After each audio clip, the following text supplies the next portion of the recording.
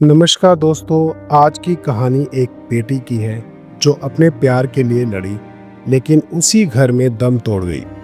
ये कहानी है सानिया की, जो सिर्फ 17 साल की थी और मार दी गई क्योंकि उसने अपने दिल की सुनी, समाज की नहीं। सानिया एक मुस्लिम लड़की, सीधी सादी लेकिन आत्मनिर्भर सोच वाली। सागर एक दलित हिंदू लड़का, मेहनती, सच्चा और उससे प्यार करने वाला। उनकी पहली मुलाकात एक ट्यूशन क्लास में होती है। धीरे धीरे प्यार परवान चढ़ता है। सानिया बोलती है, मैं तुमसे शादी करना चाहती हूँ सागर। मजहब हमारी मोहब्बत से बड़ा नहीं हो सकता।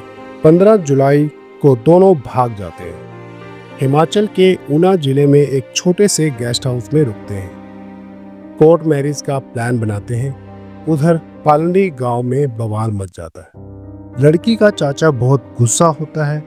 मुस्लिम लड़की एक दलित से शादी करेगी, ये कौम की बेइज्जती है। परिवार फोन करता है अपनी बेटी को, बेटी हम अब मान गए हैं, वापस आ जाओ, तुम्हारी शादी सागर से ही करेंगे। सानिया को लगता है सब ठीक हो गया। 18 जुलाई को दोनों वापस लौट आते हैं, लेकिन घर पहुंचते ही सागर को पीट कर भगा दिया जाता है।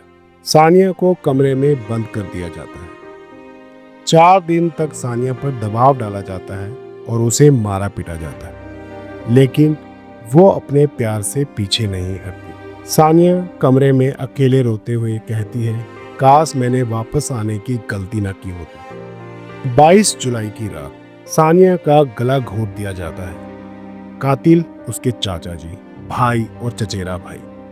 सानिया की आखिरी चीख, अब्बू अम्मी मुझे मत मारो, मैंने कोई गुनाह नहीं किया। घर वाले चुप, आंखें बंद, और सानिया अब सिर्फ एक लाश की तरह थी। 26 जुलाई 2025 सुबह 10 बजे बागपत जिले का पालंडी गांव में उस दिन एक अजीब सी हलचल थी, क्योंकि सुबह सुबह गांव में पुलिस और जिला प्रशासन की एक टीम आ धमकी दी। तमाम गलियों से होते हुए ये टीम बिल्कुल गांव के आखिरी छोर पर मौजूद कब्रिस्तान के पास जाकर रुकी। अफसरों का इशारा मिलते ही मजदूर हाथों में कुदाल और फावड़ा लिए एक खास जगह की खुदाई करने लगे। करीब आधे घंटे तक खुदाई चलती रही। जैसे जैसे गड्ढा गहरा होता गया, आसपास के मौजूद लोगों ने अपने चेहरे पर मास्क लगाने के लिए मजबूर होना पड़ा।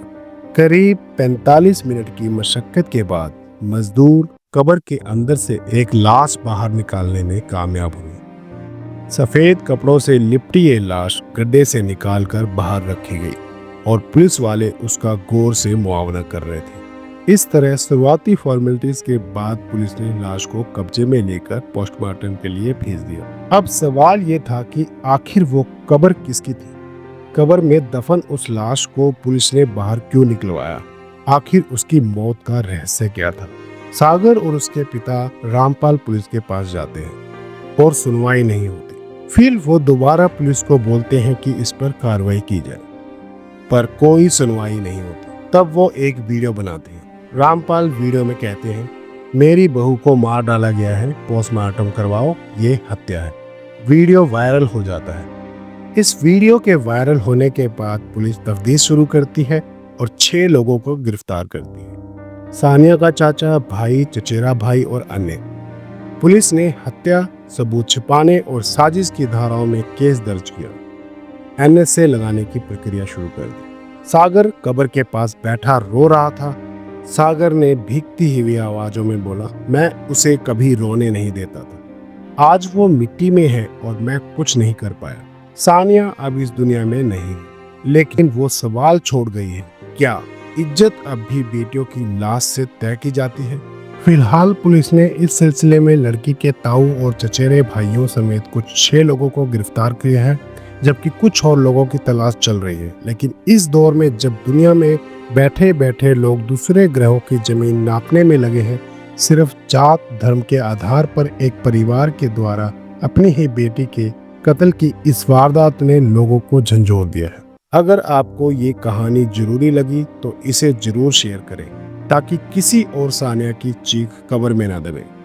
अगर आपको सानिया की सच्ची कहानी छू गई हो तो एक बेटी की आवाज को दबाने से बचाने के लिए वीडियो को लाइक करें, शेयर करें और चैनल को सब्सक्राइब करें।